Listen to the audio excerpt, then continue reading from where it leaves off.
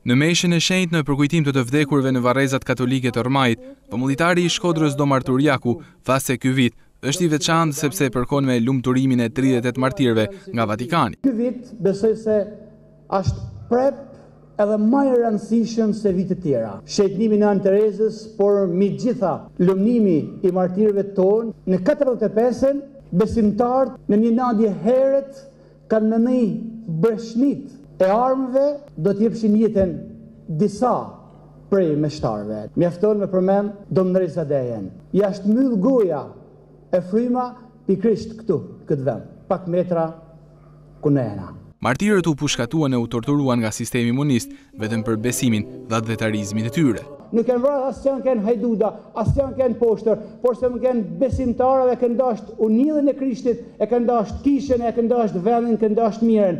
Për këtë arsy, ato janë pushkatu.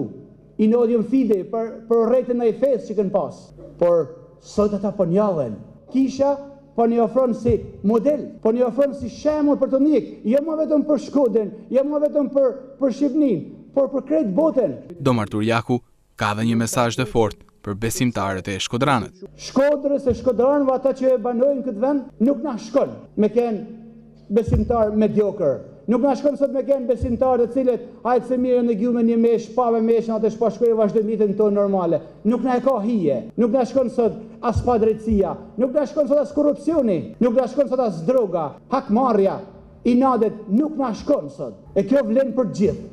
Vlen për ata që punojnë për institucionet ndryshme, vlen për ne që janë besimtarë, vlen për kishën, vlen për çdo person. Shkodra më shumë se kurrë ka nevojë për vërtet një revolucion shpirtëror. Duhet me pas si shembull edhe këto martirë, që nuk na shkon, nuk na ka hije sot qëndrimet meskine. Përkujtimi i përvitshëm i besimtarëve të vdekur kremtohet me vetdijen se në varre pushon vetëm pjesa e vdekshme e trupit në pritje të ringjalljes përfundimtare sipas frymës kristiane.